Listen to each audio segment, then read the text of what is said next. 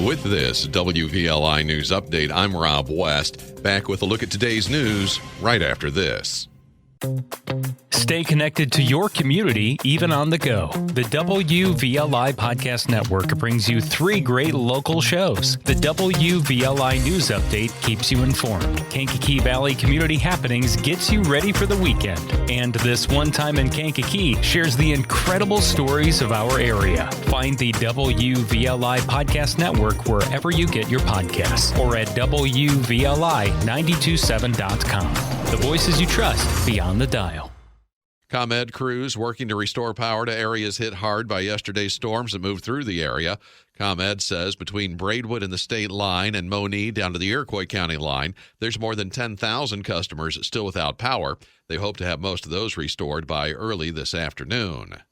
It's not any better across the state line. Northern Indiana Public Service Company, or NIPSCO, says that they have power out to customers across northwest Indiana from Couts to Lake Village to Lowell to DeMotte.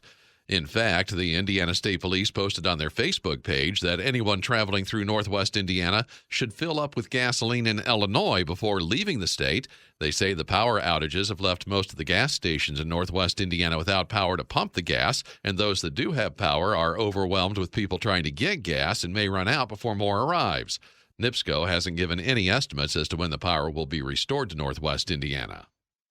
During Tuesday morning's Kankakee County Board meeting, the board okayed a resolution giving the county board chairman the go-ahead to sign a local agency agreement for federal participation and appropriating matching funds for widening and resurfacing County Road 17, County Board Chairman Matt Alexander Hildebrand. This is to widen and resurface East 9,000 North Road to East 12,000 North Road, and the federal participation is 80% on that. The projected cost is $1.6 million, so that would be $1.28 million for the federal participation, and our portion would be $320,000. So, also during yesterday morning's meeting, the county board okayed a new contract with the International Union of Operating Engineers Local that represents the employees of the county highway department. And state officials gearing up for the start of the 2026 Illinois State Fair. Fair kicks off tomorrow, runs through August 23rd in Springfield. Governor J.B. Pritzker will unveil the 2026 Butter Cow at the fairgrounds today. Tuesday, the second full day of testimony in the Xandria Harris murder trial as the prosecution continues to present their case. Tuesday afternoon, jurors heard testimony from Kankakee County Sheriff's Deputy Andrew Hartman, who was on patrol December the 29th, 2021, when Harris's then-boyfriend Darius Sullivan shot and killed Bradley Police Sergeant Marlene Ripmanick. Deputy Hartman described how he and other officers worked to try to keep Sergeant Ripmanick alive after the shooting, and how he took possession of her body-worn camera that night before eventually turning it over to the deputy chief of the Bradley Police Department.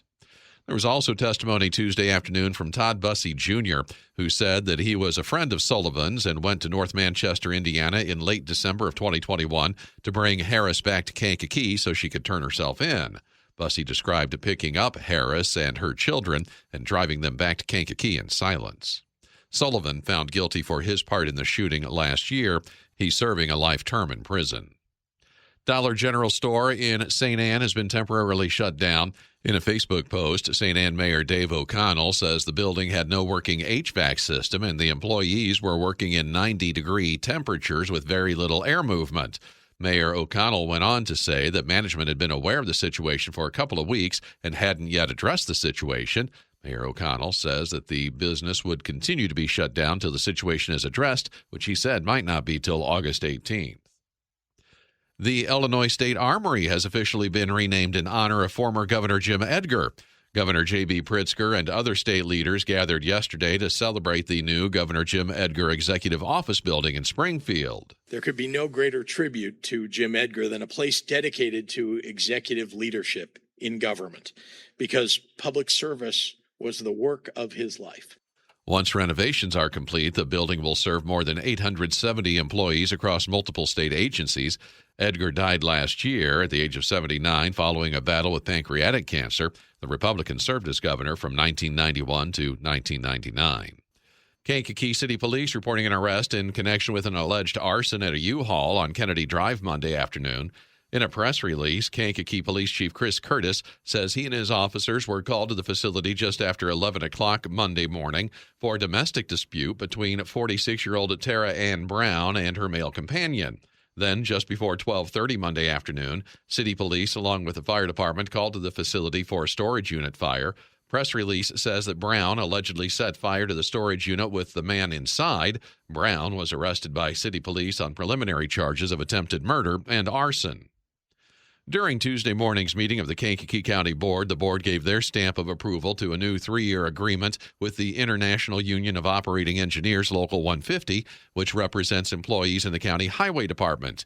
County Board Chairman Matt Alexander Hildebrand has the details. The contract runs from December 1st, 2025 through November 30th, 2028, and includes wage increases of 4% in the first year, followed by 3% increase in the second year, and 3% increase in the third year. Also at Tuesday morning's meeting, the board agreed to enter into an agreement with the federal government for an 80-20 split on the cost of widening and resurfacing County Road 17.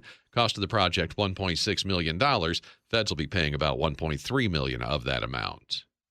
Not much of a chance that you'll get to see it, but the Perseid meteor shower reaches its peak tonight. Happens as the Earth passes through the trail of debris left behind by the Swift-Tuttle comet, debris that burns up when it hits the atmosphere. Best time to watch it will be after midnight tonight. In sports, Cubs and Cards both won yesterday. The Sox lost. Cubs beat the Nationals 8-6 in Washington, D.C. Sox lost to the Reds 5-4 in extra innings in Chicago. Cards beat the Phillies 2-0. Same teams in action today. Chicago Sky are at the Valkyries tonight. Chicago Fire FC continue Leagues Cup group play tomorrow with a match against Cruz Azul. And Bears training camp continues with an open practice tomorrow before the Bears host the Browns in preseason action on Saturday. That is a check of news and sports here on this Wednesday. Have a good rest of your day. Be safe, everybody. I'm Rob West. In honor of my grandfather, Franklin Weber's recent passing, we're revisiting the pilot episode of This One Time in Kankakee. This one time in Kankakee, I was run over with a tractor. Featuring unreleased audio and new details, it's the story of a father's sacrifice that brought my grandfather 93 beautiful years. Listen now on Apple Podcasts, Spotify, YouTube, or wherever you get your podcasts.